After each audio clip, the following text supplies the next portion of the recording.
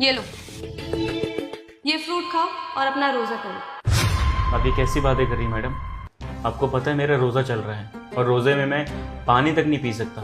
ये तो खाना है, मैं कैसे खाना खा सकता हूँ? अरे ये कैसे बात कर रहा है तू मैम से? हमारी बॉस है वो। तो तू ही चाहता था ना प्रमोशन मिले, तो चुपचाप खा ले और रोजा तोड़ दे और ले ले प्रमोशन। सही कहा इसने। इनफैक्ट तुम बहुत टाइम से मुझे बोल तो रहे थे कि तुम्हें प्रमोशन चाहिए, तुम्हें प्रमोशन की बहुत ज़्यादा नीड है।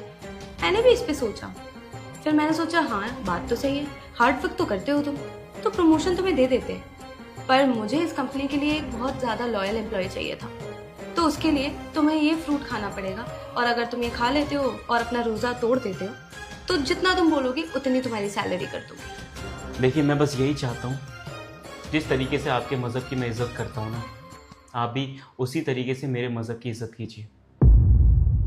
धर्म अलग अलग होते हैं लेकिन इंसान एक होता है, किसी में भेदभाव नहीं करना चाहिए जिस तरीके से आप दोनों कर रहे हैं। और क्या कहा आपने?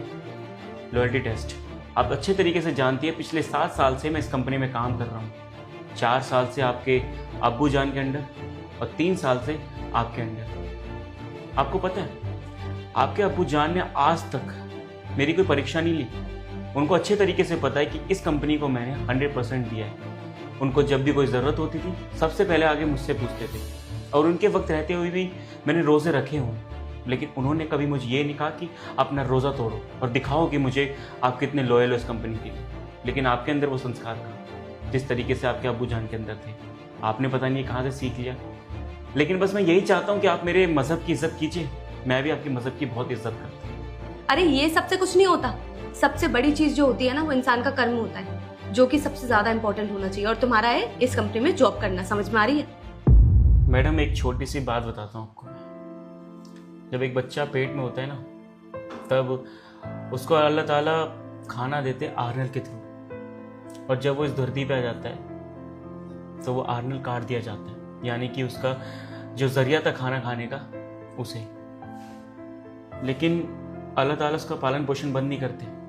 अगर एक रास्ता बंद हुआ तो अल्लाह ताला उसके लिए 2 रास्ते खोल देते हैं। यानी कि जो बच्चा आर्नल के थ्रू खाना खा रहा था वो काट दिया गया है, लेकिन अब उसे माँ का दूध मिलता है। इंग्लिश में बोलो तो फीडिंग, है ना, यही होता है ना।